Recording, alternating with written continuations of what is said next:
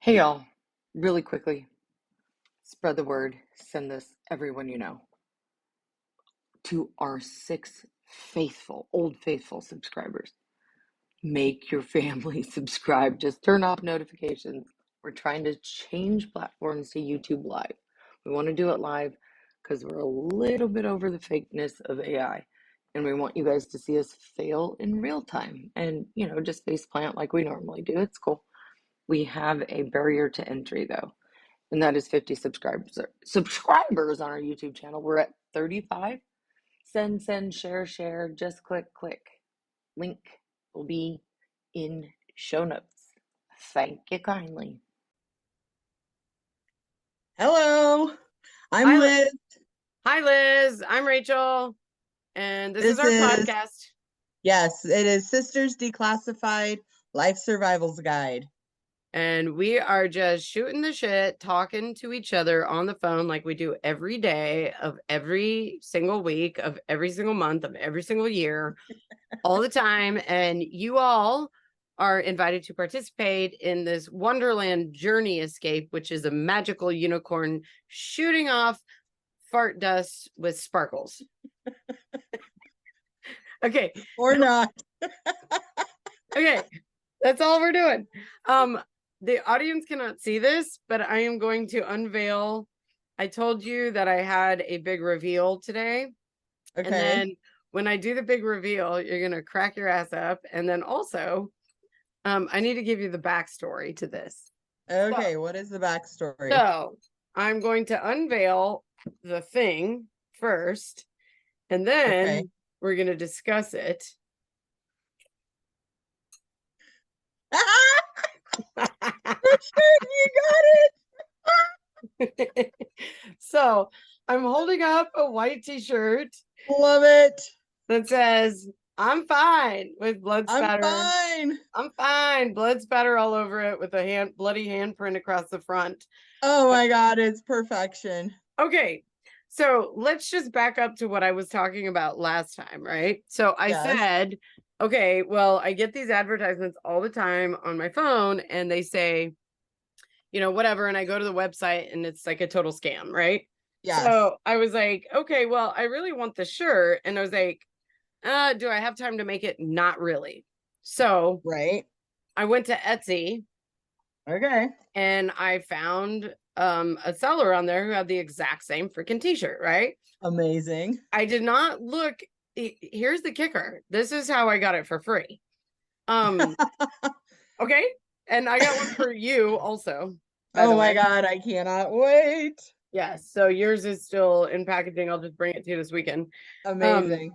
So I go to Etsy and I look at the seller and I'm like, great, they sell the same exact thing that I've been wanting. And it's Etsy. So I felt a little bit more secure in the purchasing, transaction. Yeah.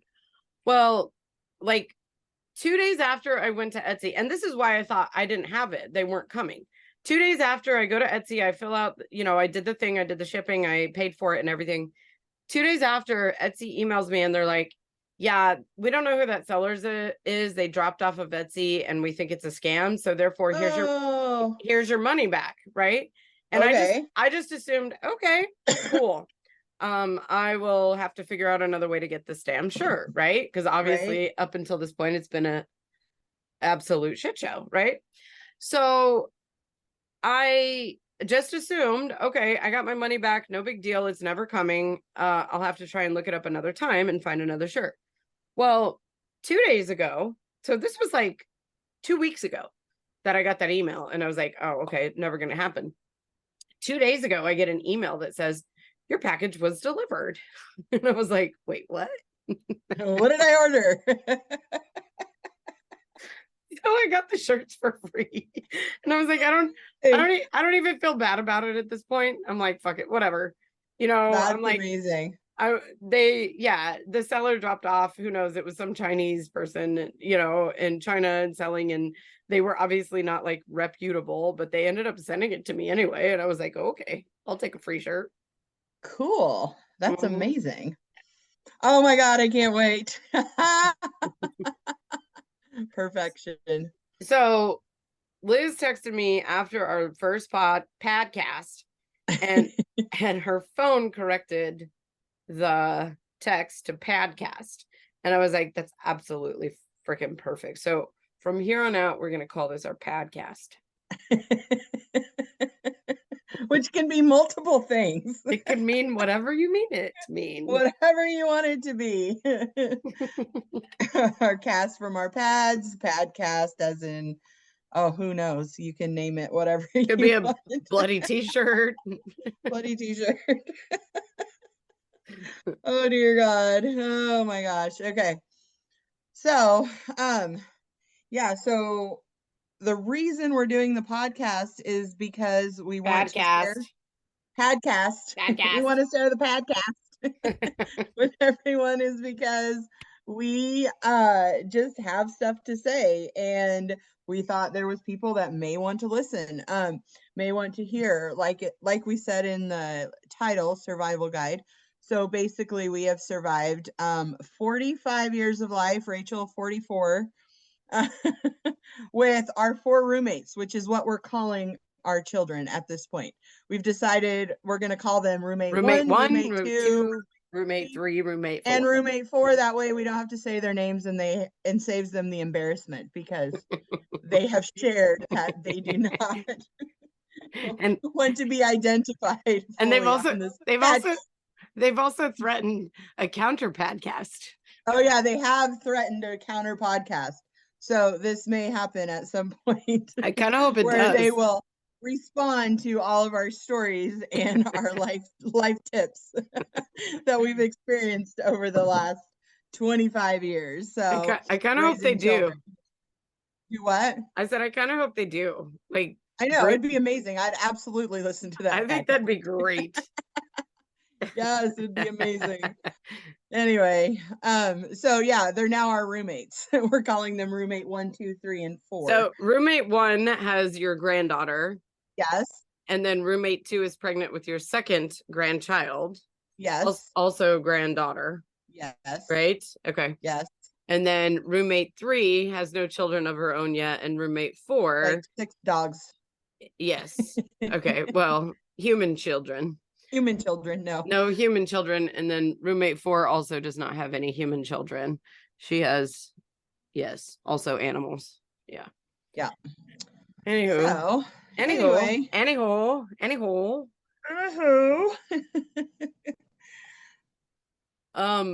Nobody can see you when you make faces. Except for me. You can see me. Eventually we will post video on YouTube, but we're not there yet. Well, once we get our sponsor codes, we'll allow you to subscribe to see the stupid faces we make. Yes. If we actually end up getting any traction and get a Patreon, because that's what all the cool kids do. Yes. Anyway, I thought it would be really fun to talk about female stories, but we can go in any direction with that. Okay, I remember, this is what comes to mind like eventually. So when roommate 4, that would be mine, was young, she had extreme case of eczema, and it's just genetic, and it's this thing, and literally tried everything possible. I thought Child Protective Services was gonna, I was gonna get called, into her preschool, because she would go to school with bloody arms and legs. It looked like she had been put through a meat grinder. And I just thought for sure, Child Protective Services was going to get called upon me all the time. Right. And then I was thinking about, and she grew out of it eventually, but then I was thinking about your roommates 1 through 3. And there was a period of time, no joke, when you were at the emergency room, every month with one of them. Yeah, I think that's very true for most of their younger years. Yes, and I thought for sure, that you were going to get, the equivalent of Child Protective Services or whatever called on you. Oh yeah, because it was they're all girls, but none of your girls act like girls. They're all like super tomboy and jumping off of stuff and getting into things and like falling off things and breaking things. And it was very similar to you when you were growing up. yes, it was nonstop. I was like the cautious child. You were so scared of everything. You were scared Yes, of getting I in was trouble. scared of everything, scared of getting in trouble. I literally never did anything risky unless Rachel talked me into it. And my children all were like the riskiest people on the planet. I mean, there's something to be climbing on said. things. There's something to be said for that though, because you let them be bold and brave, and that is a valuable character trait. And so now they just go into the big bad world, you know what I mean, knowing who they are and what they do, and I think that that's valuable. It was not nice for you. It was not nice for me. I don't know why. I've never, like, I always have freaked out over blood, things like that, except when my kids, like, just some mother instinct kicks in and you're like, okay, this is what we have to do right now. Let's do it and go. So, one time, roommate one, Yes. Oh my God. Climbed on a counter in the kitchen, and of course she used the door to the cabinet below the door below to hoist herself onto the cabinet to get something out, and slipped and fell and straddled the cabinet door. And I'm not kidding, I mean, I heard the commotion. I was in the back of the house, and she comes running down the hallway, and there's just blood running behind her. And I was like, oh my gosh. I literally picked her up. We lived about, I think, maybe 2 minutes from the ER. We were very close. And I was like, I can get her there faster than an ambulance. I did not even look at what was going on. I just knew it was bad. And her sisters were too young to even know what was going on. But I grabbed them all, put them in the car, wrapped her up, and in my lap, with her in my lap, drove to the ER. Of course, calling Randy as I went, my husband, which I did not explain in the previous podcast, but Randy is my husband. We've been married for 20 something years. And anyway, so calls him on the way to the ER. Of course, he's at work, but he does eventually get there. And I mean, she had just split wide open, and that cabinet door just, oh my gosh. So it was literally sickening as Rachel holds up the bloody t-shirt saying, I'm fine. I'm fine. Yes. Oh my God. I thought for sure that was a child protective moment. Like, dear God, how does that happen? You know, you just go, oh my gosh. Oh, she had so many of those issues. I think that was probably the most traumatic in my mind. We had lots of broken bones. We had stitches, staples, the whole nine, but that was probably the most traumatic for me. And to the doctor was like, examining her, and I was like sick to my stomach. And by that time Randy was there, and so I had to leave the room. I was like about to throw up. It was awful. Anyway, that was probably the worst story. It's terrifying. But I mean, multiple incidents like that, just like crazy. They were not afraid, had zero fear, and would attempt anything. And they had 3 of them, all close in age, so they were each other's instigators. I mean, the older 2 roommates talked the younger roommate into doing things constantly. Oh my gosh, the stories I hear now, if I would have known then, I would have probably died. Well, and we were no strangers to that too, because you and I are both old millennials, which everybody's like, what is that? I'm like, well, we were I'm a Gen Z. You're a Gen Z. X. I'm Gen X. Gen X. I'm an old millennial because I'm 79, which people are like, wait, you're old. And I'm like, no shit, Sherlock. That's how it works. Yes. But we grew up without, parental supervision at no home. television. And I'm like, I see all the reels all the time, you know, on Instagram and stuff. And it's like, yeah, but we aren't going to judge you, nor are we going to comment on anything about any other generation. Cause we're just like, we're watching this whole shit show go down. And we're like, yeah, we grew up knowing what C command prompt in DOS mode means.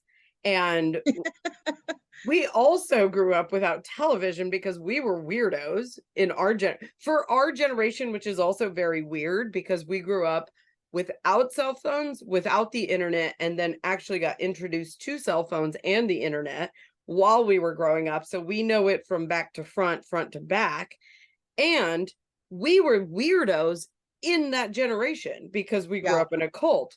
So we had like absolutely like doubled down on the weird factor and the fact that we don't want to mess with anyone. We have not a judgmental bone in our body, nor, right, do we have any fear about anything in life either. We're just like, it is what it is. Let it fucking be. It will all work out in the end. It's not brain surgery. It's not rocket science. You know, we'll figure it out. And we always have a way to figure it out, which, you know, the other younger generations after us are just like, completely hopeless, you know. Well, they're not. I actually have a lot of faith in the younger generation. I think they're gonna do a lot of good things. So I don't say that. Different. They're doing it different. Very differently, and that's okay. And I absolutely respect that. And I actually think that they're much smarter than us, and they have that, you know, skill set necessary to actually, you know, fix some of the shit that, you know, the boomers screwed us all over on. But at the same time, it's like, yeah, but our generation is just like the weird in-betweeners, you know, that like basically bridge the gap between like boomers and, you know, all the other generations now, because it's like, well, we have to explain to them how to use, you know, the interwebs and all of that stuff. But speaking about that, we had our own kind of crazy stories growing up too, with the stuff that we got into. Of course. Anything come to mind, Liz? So like I said, I wasn't a risk taker. My worst memory of you was we were headed to the cult church. We'll call it that. Is a service at the church of cult that we were going to. And my mom, so this is a funny story, but my mom always had the same dress on. Oh my God, it was the trauma dress. It was the trauma dress. Every bad thing that happened to us growing up, as far as like injuries, she was wearing this dress. I don't know how she got the blood out, but I really need to probably figure that out, because there was so much blood in multiple occasions on that dress, and she still wore it, and it didn't have the blood anymore. So she used a satanic ritual to get the blood out. I don't know, but she used something and it would come out. Oh but my we God! Were on our way to church. My mom's wearing this. It's like a muumuu blue and white dress. I can see it now. Oh my God! It's a white cotton dress, short sleeve, empire waistline, with a flowy skirt down below her knees, obviously as required by God, and it had blue flowers on it. So it was a white cotton dress with blue pattern flowers all over the whole thing. And and I want to say the sleeves were slightly ruffled-ish. So there's might have been elastic around the they were kind of like, yes, I think they were elastic at the, you know, at the end of them. So anyway, we are all loading up to go, and Rachel to serve the great Lord Jesus. There's a yard windmill. You have to explain that. You got to explain that. Where we were staying at the time, which was a friend of Mom's church. We were staying at her house. Anyway, she decides to climb this windmill while Mom's coming out of the house. Of course, right when she gets to the top, the wind hits the windmill, and the end of the windmill swings around and just like slices her in the head. She still has the scar now to prove it. But it literally made this giant V gash in her head. Of course, church didn't happen that night. We immediately went to the ER. I fell off. I mean, I fell off. I'm lucky I didn't break any bones. But yes, you are. I fell I out think of. you might have been 5 or 6. You weren't that old. I know, but I've never met anything that I couldn't get fallen out of. True. You're a tree climber too. I climbed We had aspen everything. trees in our backyard. I never realized, like, how dumb was I that I didn't freaking realize that as you get to the top of an aspen tree, it gets smaller. And guess what? When you get to the top of that aspen tree, it's not going to weight bear you. How many freaking trees did I fall out of? Multiple. I mean, Multiple. every one I climbed. Yes. pretty Oh my much. gosh. Oh, Yeah, that was pretty bad. yeah. Well, but girls being boys, I mean, and I guess that may be the theme of this one, Yes. is like, well, but Oh, anything. I have so many friends who have kids and they're like, oh, my boys did this and this. I'm like, oh, that's nothing. Let me tell you about because like have you they heard think this because one? they're boys. Yeah, they Yeah. think because they're boys that they are like so rambunctious. I'm like, oh no. Let Yeah. me tell you some stories about I know. my girls, because Well, dear God. what always cracks me up is the fact that like your roommates 1 through 3 were me growing up. Yes. And my roommate number 4 Yes. was you, is Right. you.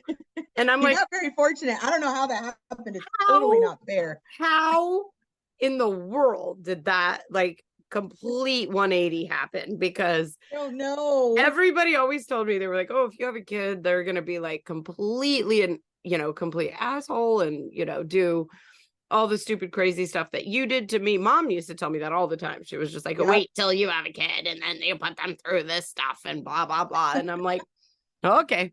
My kid was great. She slept through the night. Like at the beginning, she slept like freaking 16 hours a day for the first 6 months of her life, and then 12 hours a day after that until she was 10, and then it was 10 hours a day. I'm like, no, I literally had an easy child compared to your roommates 1 through 3, which Right. were just absolutely me growing up. 100%. They were go, go, go. I mean, even if, and we did have television, my kids wouldn't sit and watch TV. I see all these parents now like limiting their child's screen time. I didn't have to do that. I was like, please watch TV. Like, will you please sit down and give me a break for 20 minutes and watch TV? Yes. We couldn't go to a movie when they were young. I would try to go to a movie and they wanted to run up and down the aisle, so we would leave the movie. Yeah, they were never into any of that. They wanted to go, play, run around, the whole nine. So yeah, I never would have had to enforce a screen time situation because they weren't into it. Yeah. Well, they want to be outside. That's how it goes. Yep. Yeah. So, and I was thinking about the podcast and I was like, so I put people in 3 categories for the podcast audience, right? People who are going to love you are going to love you. Do you know what I mean? Like people who are going to hate you are going to hate you. And people who just don't care are just not going to care. So that's fine. And I have absolutely ambivalence to any of that. I'm like, take it or leave it. You know what I mean? We are technically, doing the podcast for the forthcoming book, but at the same time, it's like, no, we're just letting you guys in onto this conversation that we have like pretty much almost every day.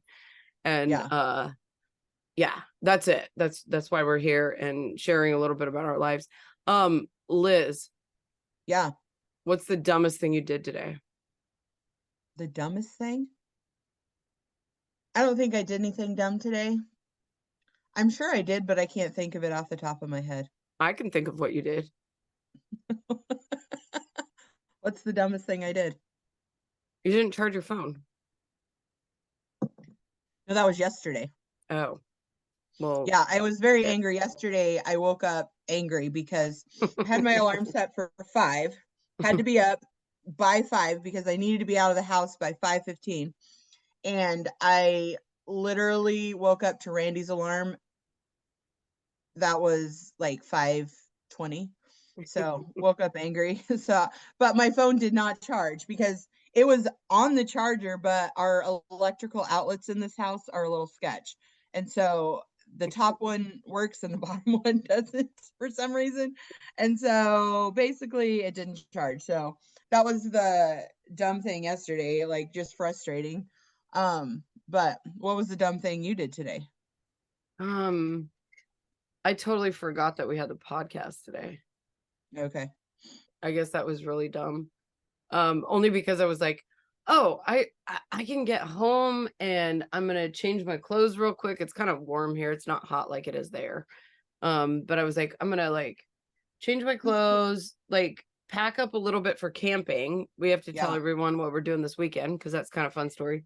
And then I'm gonna head over to significant other's house. And I was on my way home and then you texted me and you're like, I'm ready whenever you are. And I'm like, oh, snap.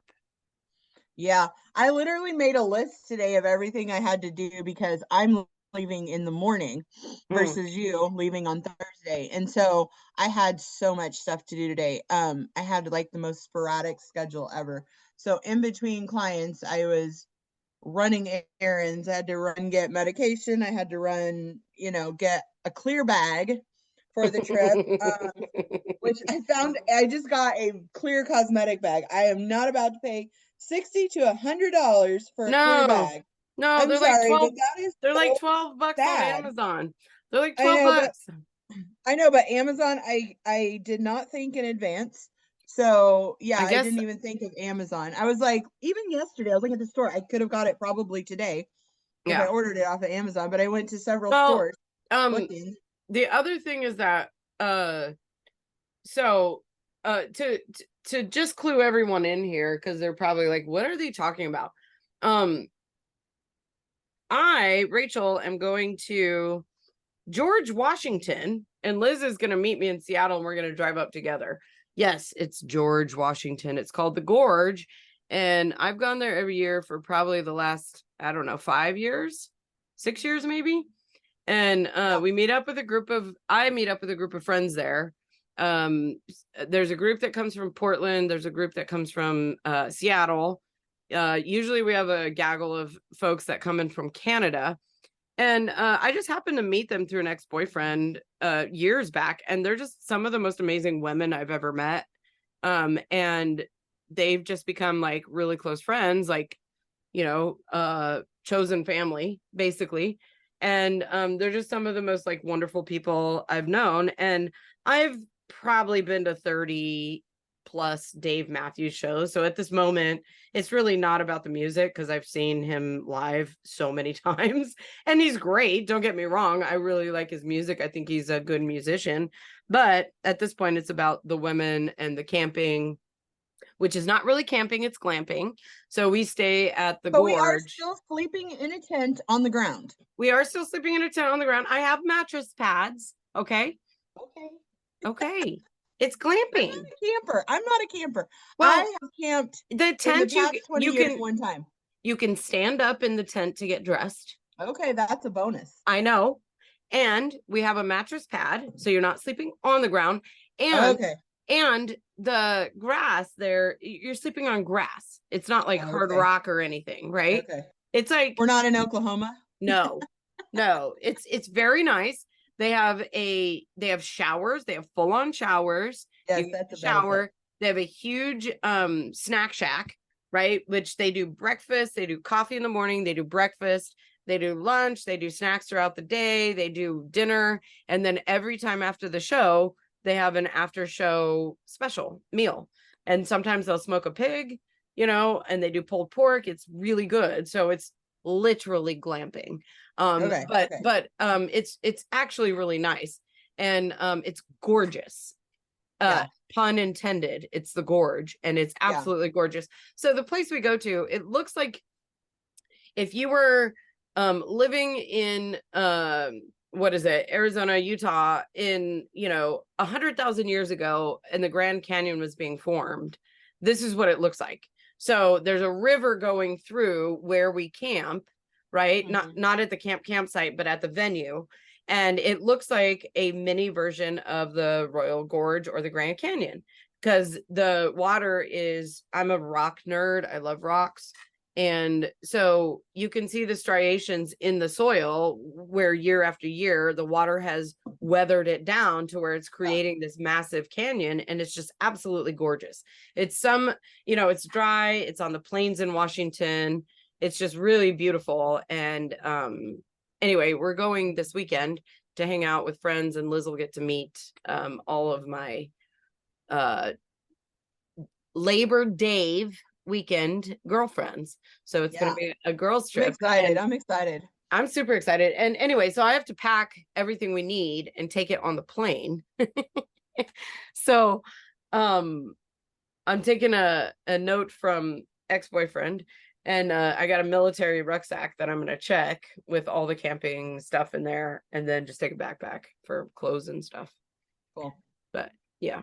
Anyway, so that'll be a lot of fun. And that's what we're gearing up for this weekend, which will be absolutely fun. And hopefully you get a break, Liz. I know. I'm excited. Yeah. Cell phone service is spotty, so that's amazing. Yep. Won't be on my cell phone. Won't be answering calls. Might get to unplug a little bit. Although unplugging for like 3 days, which is awesome. Awesome. Awesome. Well, and the first time I went there, which is hilarious, I lost my phone on the first night. Oh yeah, you did. Oh yeah. So I have no idea what the heck happened to it, right? And so like the first day I lost it, and I was like, oh shit, obviously roommate number 4, if she needs to get a hold of me for emergencies. At that time, she was still living with me, not in college. And so I was like, okay, well, let me text her from someone else's phone and let her know, okay, call this other person if you need anything, if it's an emergency or whatnot.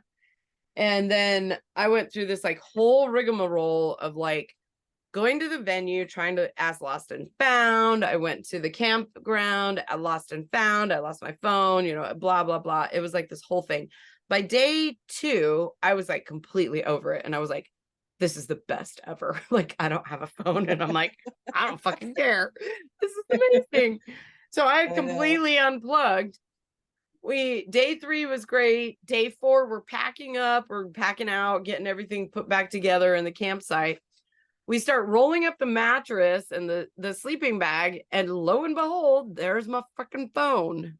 So, I mean, by hook or by crook, I unplugged for the whole weekend, and it was amazing because it was like, it feels good just to not be attached, to your phone at the hip, and have roommates 1 through 4 or anyone else like yelling at you, So anyway, it was good.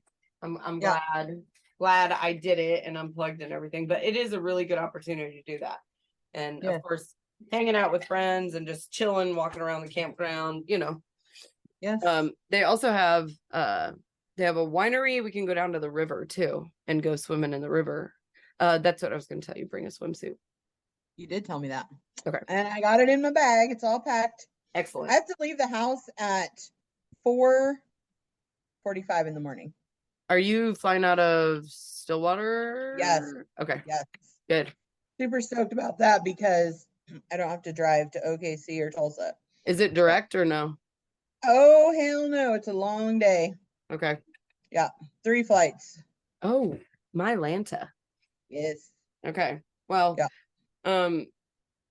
that's going to be interesting. Okay. Mm-hmm. All right. Well, we're getting about to the end of it. So in terms of the book, we are still working on it, obviously very busy, but it is still forthcoming, and we're at the moment, again, still shopping around to see if we can agents. Get an agent and but the stories we just shared at the beginning, we share multiple fun stories in the book about the craziness of us growing up. Traumatizing. Yes. PTSD inducing, literally. If you like, one of my friends sent me feedback, and they were like, literally, some people like probably can't even handle listening to some of your stuff. And he was like, you are amazing for sharing it with everyone, but like literally some people can't listen. And I was like, yep, that's true. Actually, this is not the podcast for them or the book for them. Then that's fine. Right. Yeah. These are it is a lot of trauma, but also we include a ton of humor because Yes.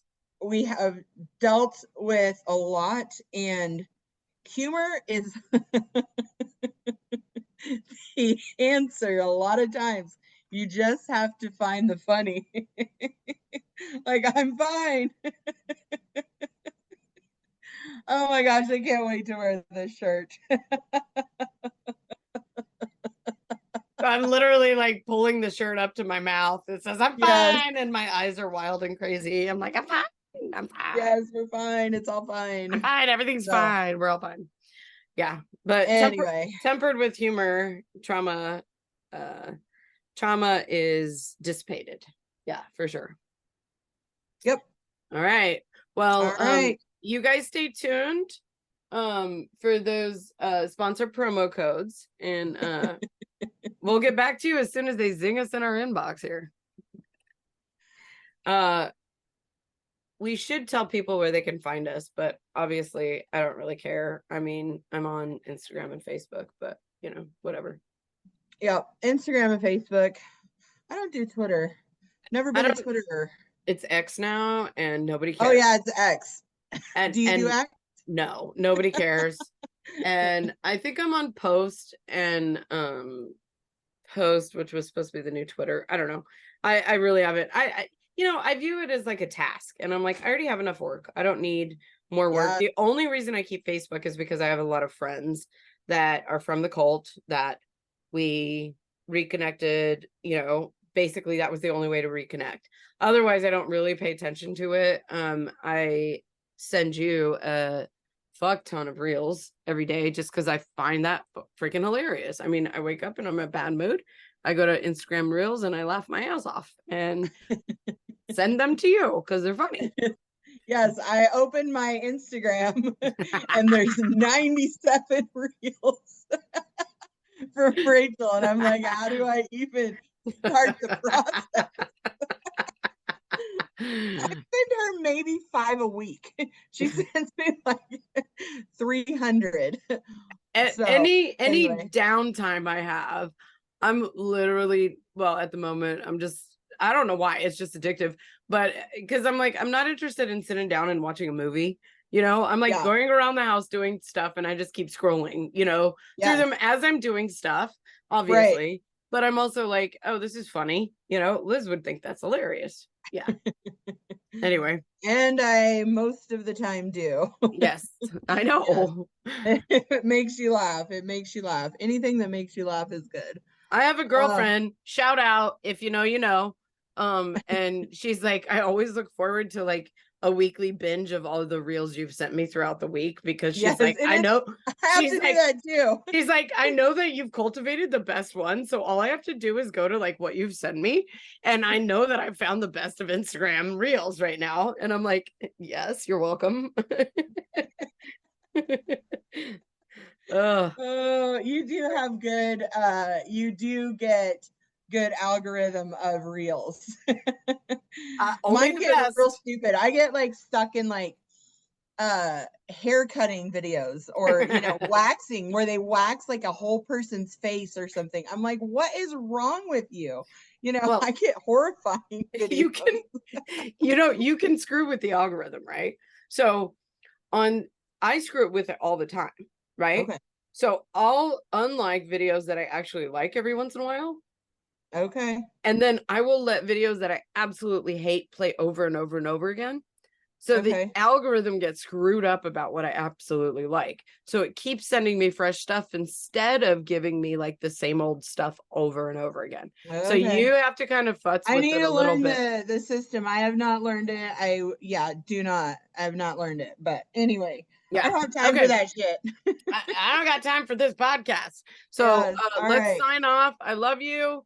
I will see you in a couple days. All And right. Bye. bye.